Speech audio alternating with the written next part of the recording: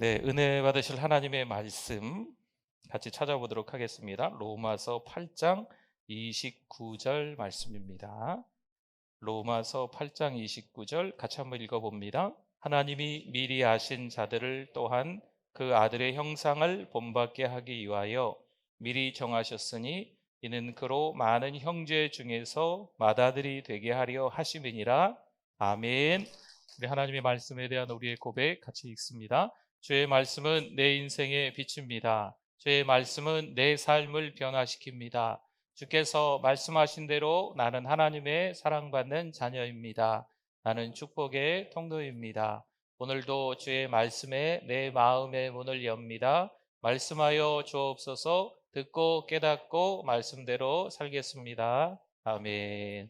우리 옆에 분들 앞뒤 분들 보시고요. 우리 반가우시죠? 우리 같이 한번 인사 나눠보겠습니다. 잘 오셨습니다. 은혜 많이 받으세요. 반갑습니다. 축복합니다. 네. 건강하세요. 네. 네. 어떻게 된 일인지 무인도에 오랫동안 한 사람이 생존해 있습니다. 그런데 드디어 마침내 구조선이 도착을 했습니다. 오랫동안 무인도에 혼자 살았던 이 분이 구조선에 올라탔습니다. 선장이 너무 반갑게 맞이를 하며 잘 버텼다고, 잘 사셨다고 그 배에 올라 태웠는데요. 그 섬을 보니까 그 섬에 교회가 두 개가 있는 거죠. 그래서 이 선장이 이분에게 질문을 합니다. 어떻게 교회가 두 개나 이 무인도에 있습니까? 제가 글쎄요, 교회를 하나 짓고 예배 드리고 막 이러는데 어렵더라고요. 문제가 생기더라고요. 그래서 옆에다 딴 교회 하나 짓고 거기서 예배를 드렸어요. 이렇게 이야기를 하는 거죠. 무인도에 혼자 살고 있는데 교회 안에 성도도 자기 혼자밖에 없을 텐데, 여러분, 교회라는 공동체 안에도 문제가 있습니다. 어려움이 있습니다. 우리 가정에도 쉽지 않은 여러 가지 일들이 찾아오게 마련입니다. 알다가도 모를 일들이 참 많이 있습니다. 어떤 의도일까? 때로는 대화를 하다 보면 이 순수한 마음에 하는 이야기일까? 아니면 뭐 속내가 따로 있는 걸까? 이게 좀 헷갈릴 때가 서로 같이 그런 경험을 할 때가 있습니다. 요셉을 구덩이에 던진 형들을 한번 생각해 보자고요. 형들이 어떠한 마음으로 동생을 구덩이에 던졌을까요? 그 다음 탐욕의 눈이 멀어 요셉을 구덩이에 꺼내서 외국 땅으로 향하는 노예 상인에게 팔아 넘길 때 이 형들의 마음은 정말 동생을 사랑하는 마음, 순수한 의도였을까요? 형들은 요셉의 삶을 망치려 했습니다. 요셉이 꿈에서 본 것처럼 높은 자리에 오르지 못하게 막고 싶었습니다. 형들은 악했습니다. 그러나 요셉은 형들을 만났을 때 이런 얘기를 합니다. 창세기 50장 20절에 당신들은 나를 해하려 하였으나 하나님은 그것을 선으로 바꾸사 오늘과 같이 많은 백성의 생명을 구원하게 하시려 하셨나니 아멘. 성경에 자주 나오는 표현이 있습니다. 하지만 하나님은, 그러나 이제는, 그러나 하나님은, 이런 표현들이 자주 등장하는 것을 볼 수 있습니다. 요셉은 하나님이 상황을 바꾸어 주신 것을 경험한 뒤에 형들에게 이 두 단어를 사용하는 거지요. 하지만 하나님은. 분명 형들은 자신을 해치려 했습니다. 하지만 하나님은 이것을 뭐로 바꾸셨다고요? 선으로 바꾸셨습니다. 이 사실을 형들에게 요셉은 알려주고 싶었던 거죠. 하나님은 항상 우리에게 좋은 일만 일어나게 해주신다. 신앙생활하면서 오해하는 것들 중에 하나입니다. 오늘 말씀은요, 그래서 우리에게 도전이 될 듯 싶어요.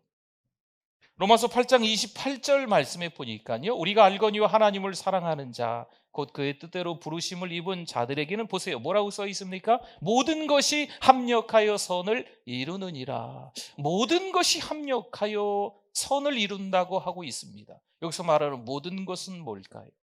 말씀을 차근차근 들어가시면서 모든 것이 무엇인지 한번 생각해 보십시오. 요셉의 긴 이야기를 통해서 나쁜 상황 가운데서도 하나님은 역사하신다라는 사실을 볼 수가 있습니다. 틀림없이 형들은 악한 의도를 품었습니다. 아주 순수한 동생을 사랑하는 마음으로 어찌 구덩이에, 어찌 장사꾼에게 팔 수 있겠어요? 순수한 의도가 아니지 않겠나요? 하지만 하나님은 악한 행동을 선한 방향으로 바꾸어 사용하십니다. 혹시 일부러 누군가 우리에게 해를 끼쳤다면 하나님은요, 그것마저도 선으로 바꾸십니다. 그때 우리가 하나님의 뜻에 맡기면 우리에게 찾아오는 것이 무엇일까요? 하나님께 맡기면 우리에게 찾아오는 것은 평안인 줄 믿습니다. 요즘 우리는 함께 성경을 읽고 있습니다. 많은 분들이 참여해서 아침마다, 때로는 깜빡하셔서 늦은 저녁에 읽으시고 아멘 올리시는 분도 있으시더라고요. 공동체의 힘을 혼자 읽기는 힘들었었는데 함께 성경을 읽어나가는 거죠. 최근 말씀을 통해서 바로 왕의 완악함을 보았습니다. 하나님이 바로의 마음을 완악하게 하신 것이 아닙니다.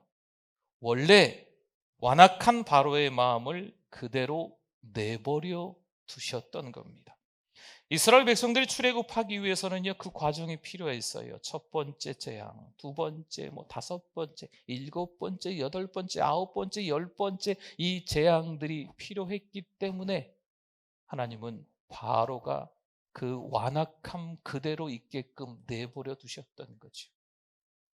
첫 번째 피재앙이 있었을 때 바로가 손 번쩍 들고 가라 가라 가라 가라, 이건 하나님의 뜻이 아니었거든. 하나님은 10가지 재앙을 다 그 애굽 땅에 내리기를 원하셨던 거예요. 그렇게 하나님은요, 하나님의 목적을 이루어 가셨던 거죠. 하나님은 우리를 해치려는 사람까지 사용하셔서 우리를 빚으시고 만들어 가십니다. 여러분, 그 이스라엘 백성들이 출애굽할 때 어떻게 했을까요? 출애굽할 때 이 애굽 사람의 은금 패물을 다 받아가지고 나갑니다. 그래요. 정말 만나고 싶지 않은 사람을 인생에서 만날 때가 있습니다.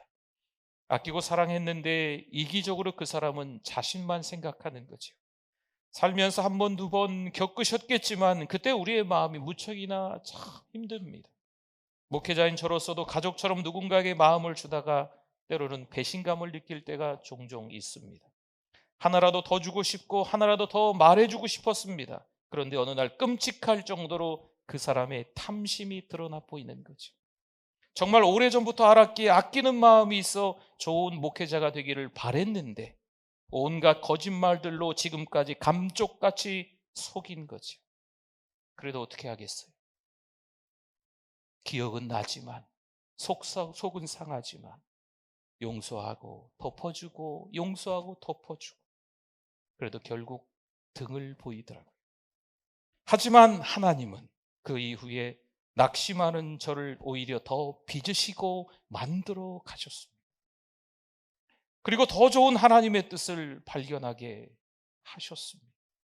사실 우리는요, 산전수전 공중전을 다 겪어봤어도 이 인생 전체를 다 볼 수는 없다는 것. 우리가 볼 수 있는 이면에서 훨씬 더 많은 일이 벌어지고 있습니다.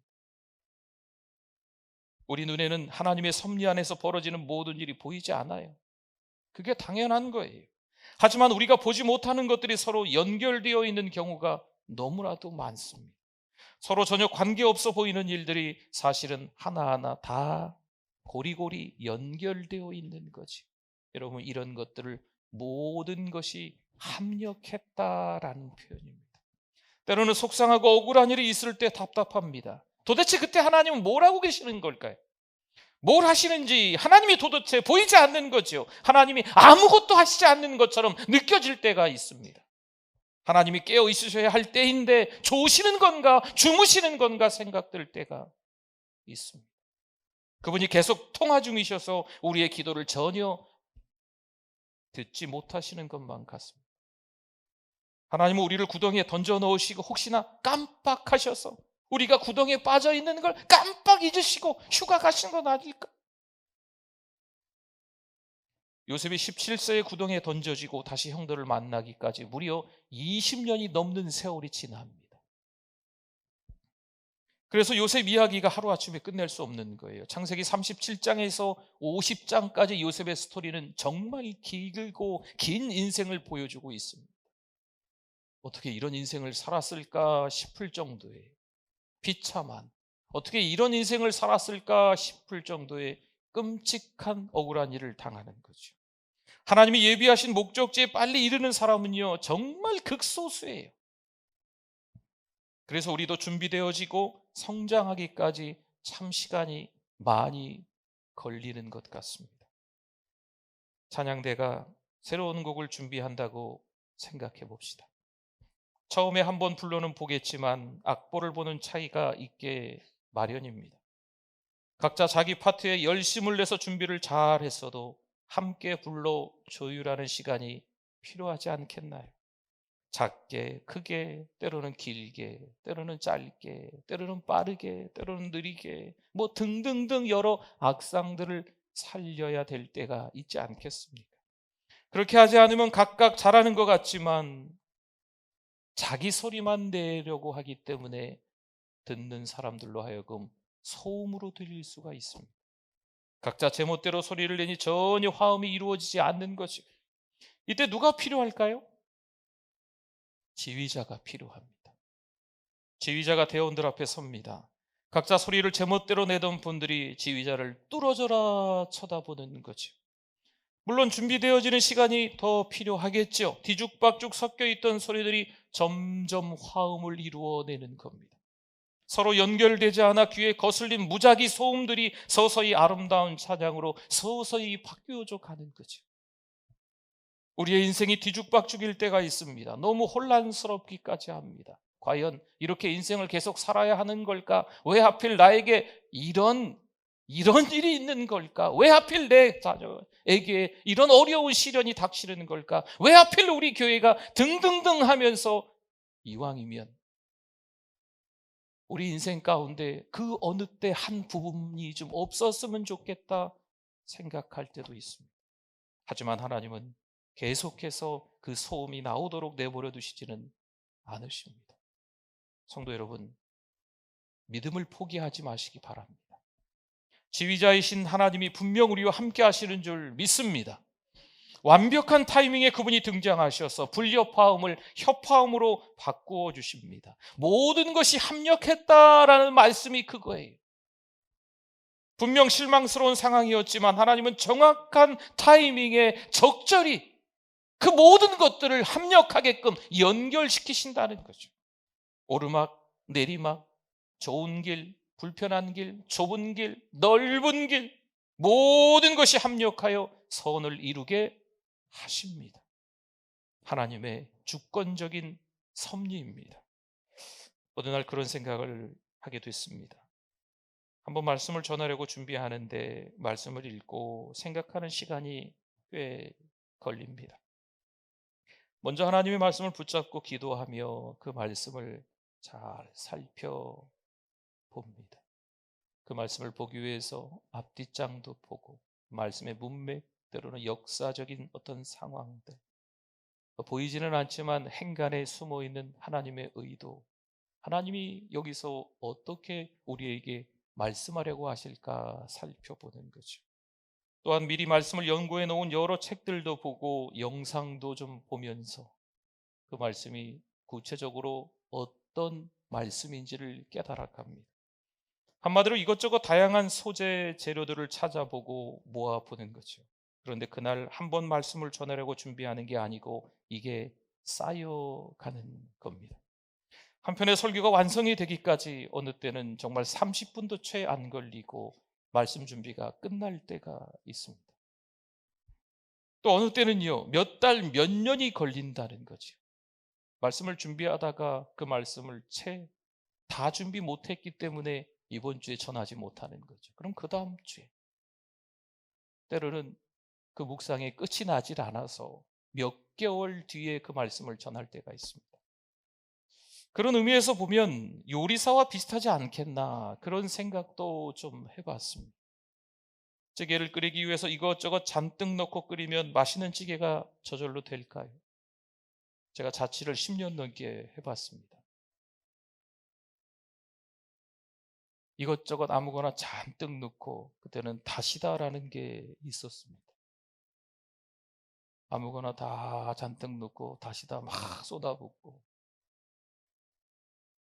같이 자취하는 애들이 맛있다, 진짜 맛있는 건 아닐 텐데. 초보 요리사는요, 조리법을 숙지하고 그대로 해도 맛이 잘 안 나옵니다. 분명히 레시피대로 다 했는데, 맛있다고 했는데 초보 요리사가 하면 그 맛이 잘 안 나는 거죠. 그런데 뛰어난 요리사가 모든 재료를 섞어 끓이기만 하면 맛있습니다. 왜일까요? 그 요리사는 벌써 많은 시행착오를 거쳐 전문가, 프로가 되어 있기 때문입니다. 그 시절이 있었지요. 초보 요리사 시절이 있었지요. 맛을 못 내던 시절이 있지 않았을까요? 오르막을 경험하고 내리막을 이미 경험하면서 요리사가 전문가가 되어 있는 겁니다. 그야말로 지나간 인생의 여러 소재들이 함께 모여서 작품이 됩니다. 그래서 누가 흉내낼 수 없는 맛있는 찌개 하나가 탄생하는 거죠. 따로 있으면 형편없어 보일 텐데 그 재료들이 하나로 합쳐지면 맛있는 음식이 되는 거예요. 여러분, 요리를 할 때 그 재료들 하나하나의 그 맛을 다 보고 요리를 하십니까? 그렇지는 않잖아요.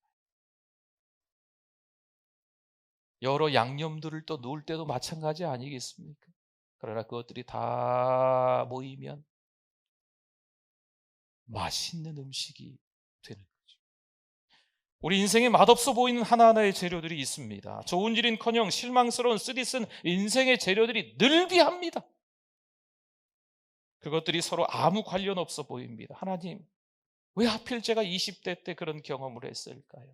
왜 하필 제가 50대를 지나면서 왜 하필 제가 60이 넘어서 그런 큰 질병에 걸려서 참 힘들게 이 여생을 살아가고 있습니까? 그때가 없었으면 좋으련만 하고 생각할 수 있지만, 모든 것이 합력하여 선을 이루시는 하나님의 목적과 그 뜻이 있는 줄 믿습니다. 하지만 하나님은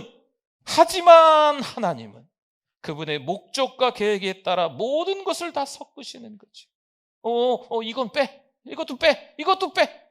힘들고 빼, 어렵고 이것도 빼, 원망스럽고 이것도 빼. 이게 아니죠. 다 섞는 거죠. 모든 것이 합력하여라는 말씀은 그게 다 하나님의 숨겨진 의도가 있다는 것입니다. 로마서 8장 29절 오늘 읽었었지요. 이런 말씀이 있습니다. 하나님이 미리 하신 자들을 또한 그 아들의 형상을 본받게 하기 위하여. 아멘. 거기까지 보겠습니다. 우리 자신을 내어 맡기는 게 좀 필요합니다. 누구에게? 하나님께. 하나님을 신뢰하는 게 필요하다는 거죠. 오르막 내리막 달고 쓰고 이런 모든 것들이 합력하여 선을 이루는데, 여기서 선은 무엇이라고 지금 29절에서 말하고 있습니까? 선은 언제나 그리스도의 형상을 닮아가는 것과 연결되어 있습니다. 인생을 살아가면서 몹시도 당황스러운 일을 만나면 벗어나게 해달라고 기도합니다. 하지만 하나님은 단지 우리가 눈앞에 힘든 상황에서 벗어나는 것, 이걸 원하시는 게 아닙니다. 좁고 불편하고 속상했지만 더 중요한 것은요, 그런 상황과 그런 여건에서 우리의 내면이 더 강해지는 거죠. 우리가 더 영적으로 성숙해지는 것을 하나님은 원하시는 줄 믿습니다. 하나님은 모든 것이 합력하여 그 목적을 이루게 하십니다. 심지어 다른 사람이 우리를 해치려고 벌인 상황 가운데서도 우리를 다듬으시는 거지. 때로는 관계가 틀어졌어요. 꼬였어요. 그러나 그것마저도 하나님께서 선하게 바꾸어 주십니다. 예수님의 겸손과 온유한 성품을 담도록 우리를 빚어가신다는 거죠. 고든 맥도날드 목사님이 이런 말을 했네요. 영혼을 살찌우는 사람은 체계적이고 지속적인 훈련을 하는 사람이다. 어떠십니까? 우리의 영혼이 안전하십니까? 내 영혼이 건강하다 생각 들어지십니까? 하나님이 우리를 광야 학교로 부르실 때도 있습니다. 여러분, 광야가 말 그대로 광야예요. 광야에 대한 말씀을 한동안 나누었던 적이 있었지 않습니까? 광야는 아무것도 없는 게 광야예요. 아무것도 할 수 없는 게 광야예요. 아무런 도움을 받을 수 없는 것이 광야입니다.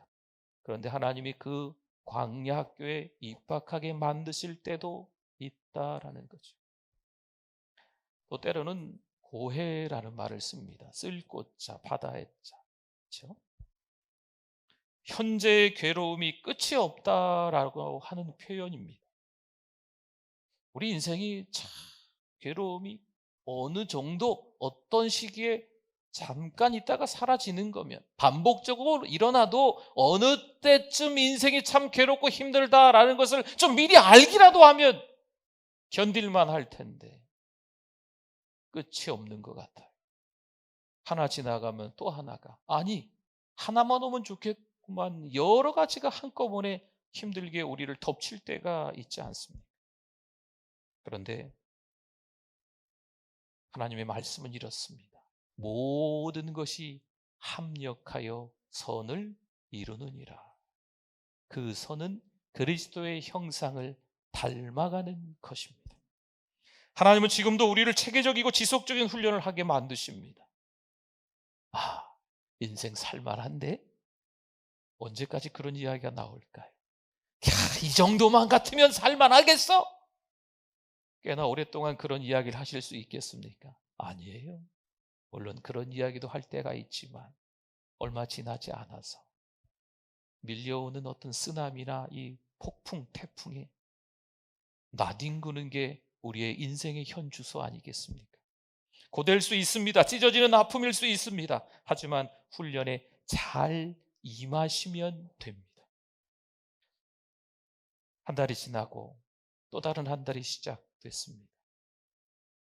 이제 추운 겨울이 지나가고 따뜻한 봄날이 되지 않겠습니까? 주님 닮아가는 2월 한 달 되실 수 있기를 축원합니다. 우리 오늘 말씀 기억하면서 우리 주여 한번 부르짖고 기도합니다. 주여, 하나님 아버지 은혜를 감사합니다.